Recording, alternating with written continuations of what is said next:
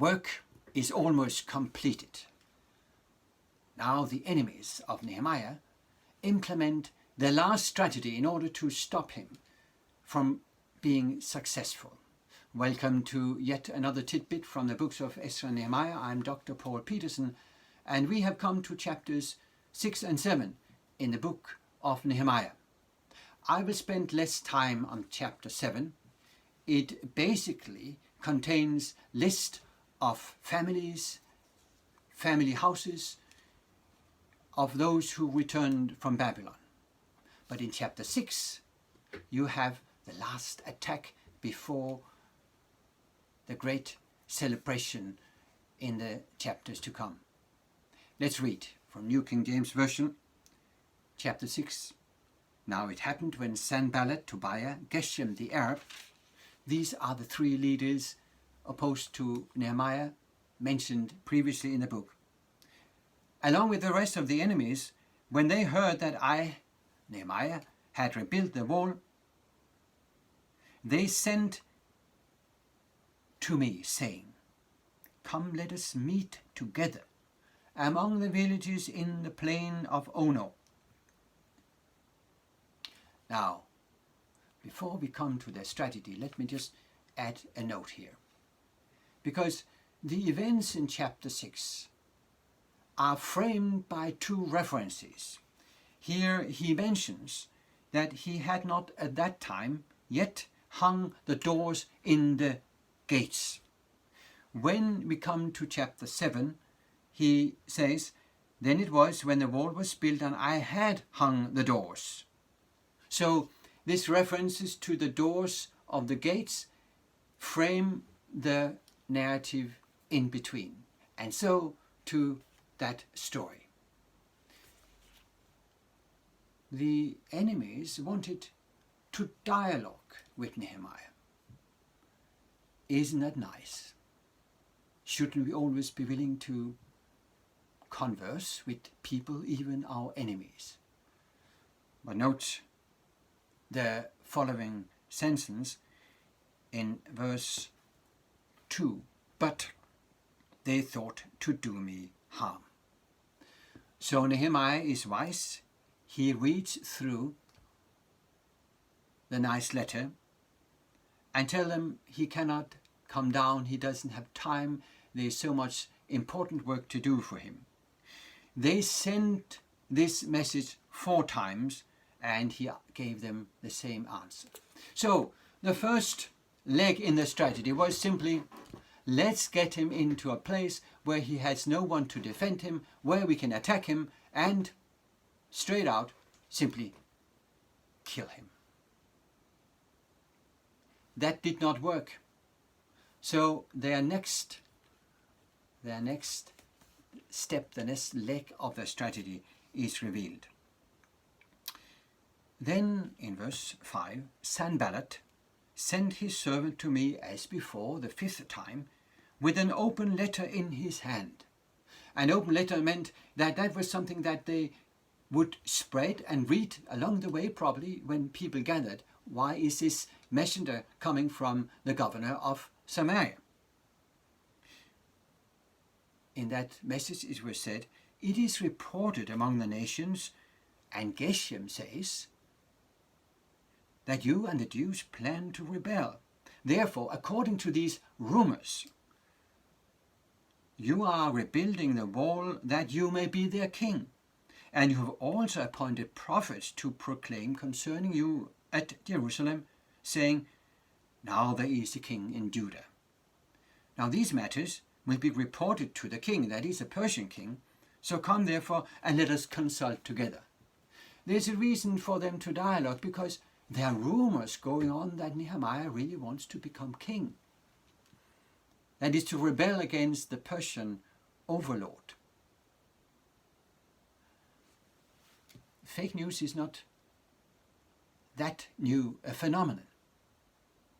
And the enemies are very well aware, as many demagogues throughout our history, that if you repeat a lie many times, many people will end up believing, there must be some truth to it. Just repeat the lie without hesitation, repeat it, and some will believe it. And in this case, the enemies hoped that maybe the rumors will come to the ears of the Persian king, and he may believe it as well. What should Nehemiah do? He sent to him, saying, "No such thing as you say are being done, but you invent them in your own heart." That is, you invented it yourself. This is fake, or you could say alternative news. It's certainly not true. And now comes, of course, the main motivation. They were all trying, Nehemiah tells the readers, to make us afraid. And this little phrase, being afraid, is repeated twice, 2 times more in the chapter, saying their hands will be weakened in the work and it will not be done. Now therefore, O God, Nehemiah adds, strengthen my hands. He's asking for strength. This is what they need now. They need courage. The 2 first attempts failed. The open, direct attack, killing Nehemiah. The more sophisticated attempt to beat him by spreading fake news did not work either. So they try a 3rd one, and this time it has to do with religion. In verse 10 it said that afterward I came to the house of Shemaiah, the son of Delaiah. Now it turns out that this person is a prophet. New King James Version says that he was a secret informer. This is one possible solution to a Hebrew phrase, which, to be honest, is not unintelligible, but simply we do not know what it means. So this is one suggestion. And he said, let's meet together in the temple, within the temple. And Nehemiah immediately reacts. He is not allowed as a layperson to enter beyond certain areas into the holy temple ground. He knows that. So this, he realizes, is a trick. If he does so, it will be known that Nehemiah is taking upon himself the right to overturn the law of God, to act like a priest even though he is not. And he realizes, he perceives that God had not sent this prophet. In verse 12, that he pronounced this prophet against me because Tobiah and Sanballat had hired him to do so. So, these are fake prophets. They were spreading fake news. Now they hire fake prophets. And there seem to be a lot of them, because in his memoir, Nehemiah in verse 14 says to God, remember Tobiah and Sanballat according to these their works, and the prophetess Noadiah, and the rest of the prophets who would have made me afraid. All these prophets were false prophets. They were hired to prophesy. So it's not only the direct military attack or the political maneuvering that is part of their strategy. It's also a religious heresy. You could say religious falseness. Now, the wall is completed. And then you have a small note that reveals to us that there were political connections even within the aristocracy of the Judean population and Tobiah the Ammonite, because they had intermarried.